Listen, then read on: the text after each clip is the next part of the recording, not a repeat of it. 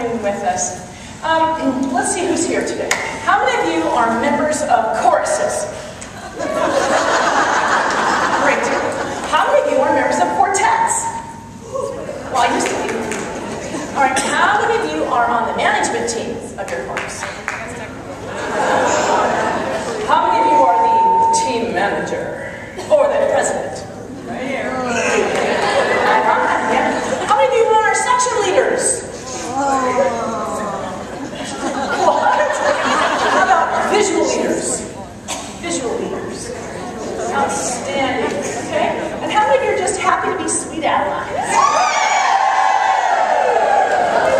Okay, so, as you can see, we have more in common than we have that's different.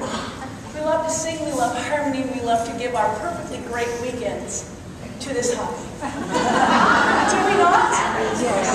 Isn't that true? The best weekend of the weather weekend of the month is your retreat weekend, right? And you don't care because that's what you're there, that's what you're about. Okay, when we were asked to do the class in Houston, the EDC, the Education Direction Committee from International, said, would you share with us the secret to why there was so much joy on the stage when you performed in Seattle?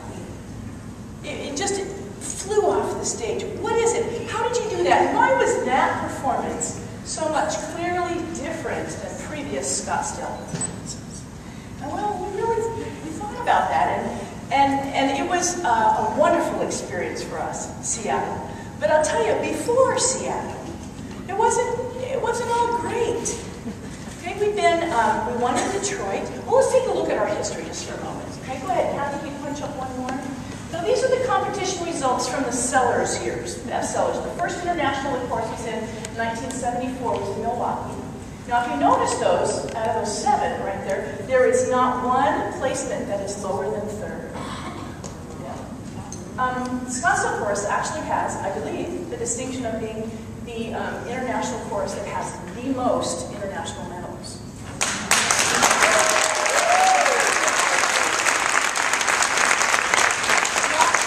Not the most international gold medals, but the most international medals. Okay, and then there are the lifer years. And I have to tell you, it freaked me out when I put this together that I have actually directed this chorus at more internationals than Bev did. I know. Just let them into silence there. Holy smokes. Anyway, how many of you were there for all of those Sellers Internationals? The Sellers Internationals. So that means they've been there for all of these. Okay. Again, not lower than 3rd. And I think actually we have Kansas City to thank for one of those. But you know, you gotta have a stopwatch.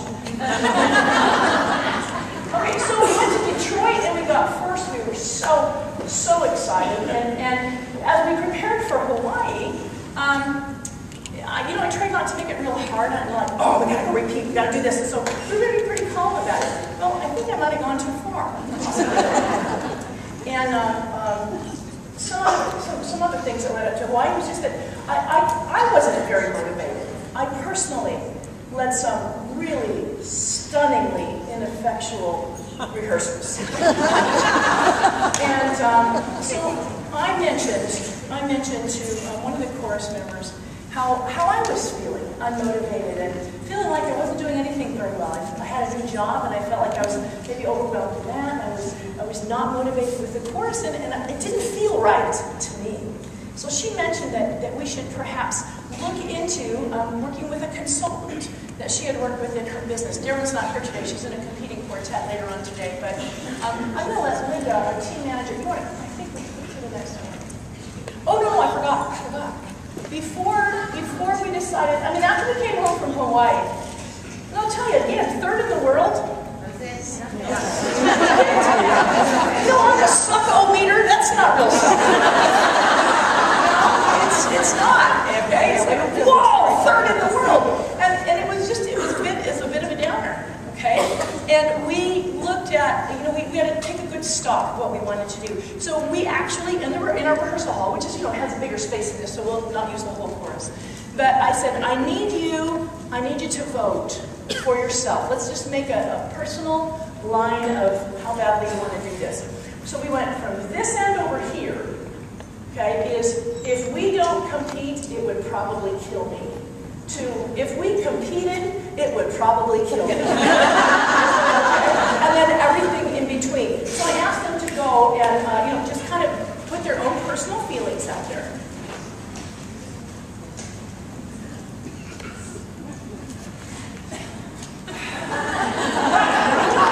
Now, I gotta tell you, the music team was over there. I am not kidding. Okay? If you're not involved in that, some of the members from the courses who've been to international over and over again, you know what that's like. It's like, oh, great, we get to go to international. Crap, what are we going to do? We got to come up with a new package. We got to come up with a new this, all that new music, all this new stuff, all the money, right? And it was like, we're just not feeling the love. I mean, for what we needed to do. But obviously, there were enough members that said, heck yeah. We want to go. We want to go and compete. So we did. Go ahead and go on back. While you go back, I'll say, that's that when we went to regional here in Pasadena. Was it 5 years ago? Oh my God, it's so long. Anyway, and that's I think we had 85 people and scored high enough to be wild cards to our friends from Hartwoods. And I'm going to let Linda talk to you about the process that we went through to kind of reorganize our thinking. When Lori started working with the coach, she decided that she would bring in a few other members to also meet with him. So I think we had about 5 of us that got together, and the first thing that this person did was, you got to establish what you want to be, or where do you want to be in 5 years. So we had some sessions with him, and we developed our vision, and these are the things that we wanted to do. We wanted to establish a clear identity for the chorus, perpetuate the legacy by recruiting and obtaining younger members, and take our art form to a wider audience. So that was our mission for 2010, and it was to leave everyone in Seattle saying, they're back. We actually, over and above everything else that happened in Hawaii, we were not really thrilled with what we did on stage. We had some, sometimes you compete and it's like, oh, we did so great, and you didn't get what you wanted. We were, I think, a little disappointed with our performance that day. Anyway, we wanted to have everybody say that they're back. We're going to accomplish this mission through committed pursuit of excellence in rehearsals. Okay, we set our vision, and from that launching point, we needed to get the entire chorus involved. So the small group that had been meeting, we had a round table session. We have the chorus sitting all over the room in different discussion groups, and we asked them, what do you want to do? What's important to you? What is important for you to accomplish in this chorus? And these are the 5 things that they came up with. Now, it's really interesting, if you see the first one there, personal accountability and discipline. That was something our chorus was dying to have. They really wanted to have that. I was sort of surprised, but that's one of the major things they wanted to have. They wanted to have performance, education, excellence in rehearsal, and planning. And that was the end result, was we determined our long-range goals, and we always use these 5 things as our base. So this is what the chorus thinks is important.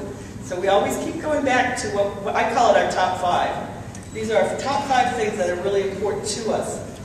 Now you can do this exercise back at your own chorus, but before you start anything, as far as looking into where we go and what do we want to do, this is probably the first core thing, is to start, getting groups, talk about where we want to do, and come up with some common identifiers so your chorus knows. These are the things that are important to us. You can keep that light bright and shining, and make sure that the things that you're doing are always focusing on those. You don't have to come up with 5, and we had a lot of them, but we had to come up with a manageable group, so we cut it off at 5, and there was definitely a numbers cut there too. Then we decided we needed to develop our core values.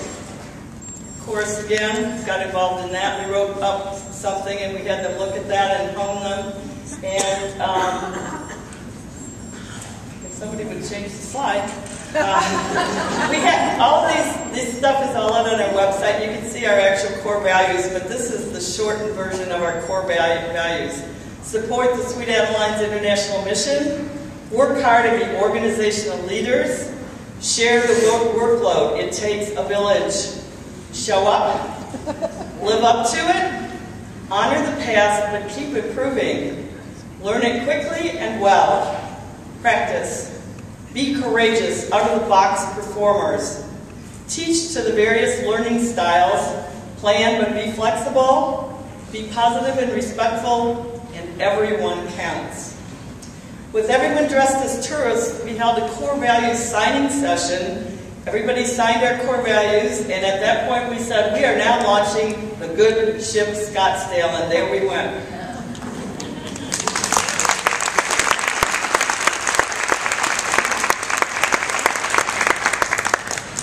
Oftentimes, yes, we need to have better qualifying, and we need to make sure everybody knows their music and their choreography, and we need to have high standards. Usually those statements come from your musical leadership.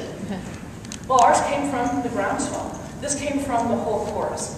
So we had in the past, how many of you have, let me just back up, how many of you have some kind of qualifying program, like maybe a taping program that you're involved in your chorus? Okay, you sing in a quartet with somebody, you do something live that you qualify for your chorus. Now if your hands haven't gone up yet, do you have some kind of qualifying thing? I just haven't mentioned what it is yet. Okay, there are a lot of hands that didn't go up. Okay, so cool. Now, if you have, whatever you have, if it's working for you, we're not telling you that you need to change it, but I will tell you over our history, we had the taping program, right, where you sing into the tape recorder. Do you know how effective it is to sing 3 inches in front of your face? I don't know, but I'm going to be really perfect.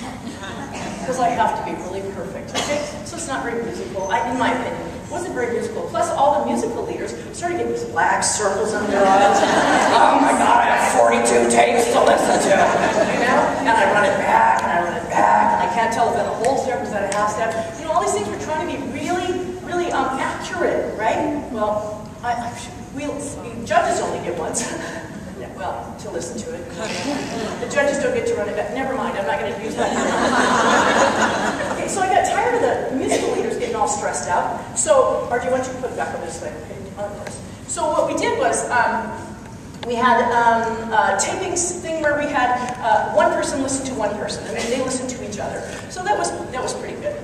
And then that went away. And before we went to Detroit, honest to God, we didn't have any qualifying. The qualifying was, learn your music. Right? Pretty much it was learn your music, and you're going to get, you know, if I hear you doing something, how many of you can raise your hands, if I have ever said something to you directly while you're on the risers to correct you on something?